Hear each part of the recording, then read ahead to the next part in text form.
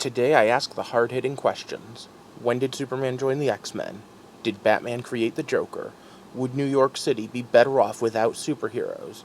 And when did recruiting child soldiers become A-OK with the public at large? Or at least, I'm gonna try to. And welcome back to the heart of the stories we tell, a series where I spend way too much time thinking about what makes a story. And today's episode is The Darkening of Superheroes. I'm delving a bit into comics and comics adaptions. So today's video is really 2 or 3 different videos all melded together in my head. The crossover point is really simple, but this is where it gets a little muddy too.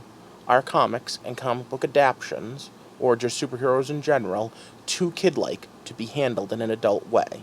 My initial answer is no, but with a caveat. As I said before, any story can be molded to fit its intended audience. Superheroes are no different, but sometimes we change things by mistake that we shouldn't, or other times we mean to change things, and that changes so much that it totally ruins the idea of the theme or the symbolism of the character. So first I'm going to talk about Superman and the X-Men.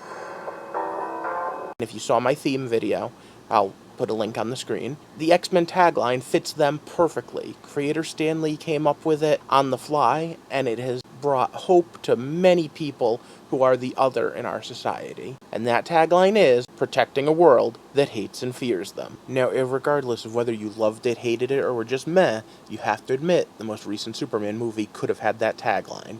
Dawn of Justice, protecting a world that hates and fears him. So if you hated it or not, Zack Snyder and his views aren't whole cloth created by him. Smallville could have just as easily crossed over with any version of the Xavier School for Gifted Youngsters and fit just fine, especially in those mid-seasons, especially when we had all those Kryptonians pop up. The Justice League Unlimited cartoon, a fan favorite and a personal favorite, had an entire season dedicated to what the government would do if the Justice League turned on them, and has one of the best lines ever, "Try me, rich boy," said by Amanda Waller, to Batman in costume. Handled for better or worse, we can even go back to episodes of Lois and Clark, a decade before that, and look at good old Lex Luthor's distrust of aliens was already popping up by government agencies or just bystanders. But that's not really the iconic Superman, is it? Well, now we're talking about 20 years. And when I talk about an iconic Superman, I think about a movie that made people believe a man could fly. Or maybe I'm talking about a comic in either side of that decade. When most of us think of Superman, we think of a guardian angel, fighting for truth and justice, not someone to be feared. But juxtaposing this back to X-Men for a moment, since the 70s, they've not only been hunted by the governments, but afraid of mutant registration bills being passed. In 2006, this was expanded to the entire Marvel Universe as a full Superhuman Registration Act. And that was the beginning of the Civil War. I hate to talk real world, especially when comparing it to teleporting mutants and flying alien gods, but look no further than your friendly neighborhood police officer, regardless of if you trust them or not. Do you at least understand why not everyone does? It's sad, but the truth is, the real world we don't have good track records with heroes, especially in the internet age. And in one of the Batman movies, one of his villains said it best. You either die a hero, or live long enough to see yourself become the villain. It's a sad thought, and one I don't need in all my 4-color comics, but might be worth exploring in a more adult-themed superhero. So which is Superman? Is he the adult-themed looking at that, or is he the 4-color kids comic? Well, he's kind of both, and neither. I don't know. I like to see the good in every story, and if nothing else, this is one thing that I can take from Batman vs. Superman. Are we as adults not able to take and believe that a man can fly? And no matter what your answer is, it's food for thought. That is far from the only modern change to heroes. And with that, I want to switch over to escalations. Batman the Long Halloween raises the point, and the Nolan trilogy touches on it again and again. But it really goes back as far as superheroes do. Who came first, the chicken or the egg? The villain or the hero? When you're a kid, you don't think about it, or at least most don't. But if Batman suits up to fight the mob, and the Joker only suits up to fight Batman, then wouldn't the world be a better place without Batman?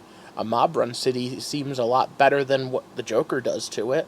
And it gets worse.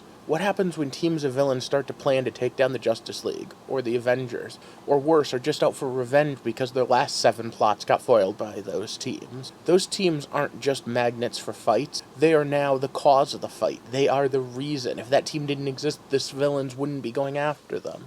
Outside the narrative, we all know what we want to watch. We want to see the Joker go crazy and Batman stop him, or for the Superman Revenge Squad to take a shot at our Man of Steel, or the Sinister Six to team up against our friendly neighborhood Spider-Man.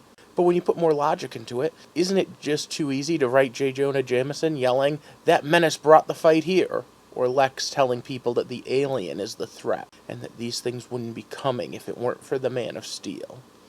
And once it's easy to say that that's how long before it's not just pure antagonist thinking it. So, what is a hero? And can we really have one? A hero or heroine is a person or main character of a literary work who, in the face of danger, combats adversity through impressive feats of ingenuity, bravery, or strength, often sacrificing his or her personal concerns for the greater good. At least that's the classic definition. If Superman showed up in a new continuity and no one questioned him, and he just was seen as a symbol of good and hope, is that a satisfactory story for an adult? I mean, that's a fun one for a kid, but think about it. My personal answer? Yeah, I think I could watch that movie. But I'm sure some would call it childish, especially if it went on too long. On the other hand, can we have a Superman without childish conceits? There's a lot of Superman stories, let alone superhero stories, we can and hopefully will dive into as we explore these. But I want you to think about this for a second. Superman originally started off as the original social justice warrior. He was battering down doors of slumlords. He was beating up and throwing people through walls because they slapped their wives. Those don't seem like stories we'd tell about Superman today. In fact, we'd be terrified of them. That's a story about someone who's breaking all the laws and just coming in and doing whatever he sees fit. I mean, Superman's really just a big boxer. He's there to fight the monster, and the monster can take different forms, but the more human it is, the more nuanced the issue. The more we have to sit there and say, hey, wait, when did Superman join the X-Men? Did Batman create the Joker? And is New York City safer without superheroes? And of course, the answer to that question depends on how realistic you want your stories. The realistic answer? Superheroes don't exist in the real world for a very real reason. Superman's evolved over the years. Superman originally was just a symbol, but we put more and more shades of gray into him. Why? Because we like shades of gray. We relate to shades of gray. And when you're an adult, sometimes that's what you want in your stories. Just take a look at the way we do Superboy. Superboy is never going to be as mature as Superman. Look at how we do Supergirl. We gave her a cookie-cutter show, and we still have to give her anger issues. But that's just the tip of this iceberg. For now, we're going to go down that dark road that is child soldiers. Oh wait, I mean teenage sidekick. I don't like bringing up touchy subjects, and I have to be honest, the fact that I have to draw the conclusion of a child soldier makes me feel a little uncomfortable.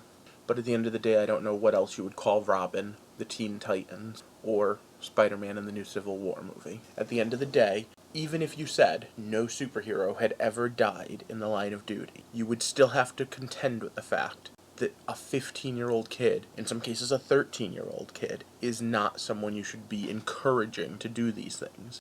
I'd make an argument that the superhero's first job when they come across anyone that wants to be a superhero is to dissuade them, not persuade them. Arguments can be made that there's lots of good reasons, but at the end of the day, once you ground the story in realism, you ground the story in child soldier. Now, Captain America, the first Avenger, fixed Bucky. Bucky wasn't a kid. Bucky was, if anything, better equipped than Cap to handle the situation at the beginning. Of course, in shows or comics where people have powers, the Titans can bring more power to bear than any police officer in the real world, any military personnel in the real world. But you still have to ask the question, when Tony Stark is confronted with the fact that a child died in Sokovia because of his actions, why would he then recruit a child who was in New York, bring him to Germany, and tell him to go fight people who have a bunch of powers? Now, yeah, it was War Machine that got hurt, not Spider-Man, and to be perfectly honest, I think Spider-Man might be a contender for one of the most powerful people in that fight. But at the end of the day, he's, 15 years old? Maybe 16? Kinda loop back into all of this. When did Superman join the X-Men?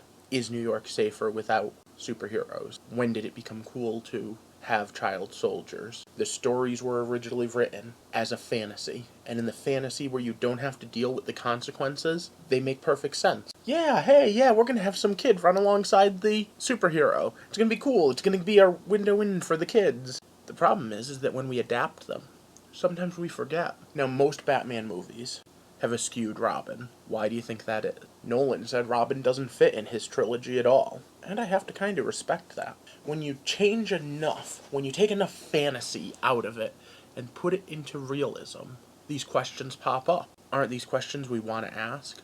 Aren't these things that make the story more engaging? As we walk through the heart of the stories we tell, I want your opinions. Now, I'm not saying any of these stories are good or bad, because that's a very subjective thought. I'll tell you right now, I think we're in the age of the perfect superhero movie, because we have Marvel and DC both bending over backwards trying to please us, plus dozens of TV shows. As I'm sitting here, though, I do wonder, at what point does the four-color comic get pushed too far? And at what point does it become a deconstruction like Watchmen? Well, let me know what you think down below. I would love to hear in the comments exactly where you draw the line, and where you think the line gets crossed. So for now, I need you to like, subscribe, and share this video so that we can grow this community, and then join me back here next time as we take a walk through the heart of the stories we tell. Thanks for watching.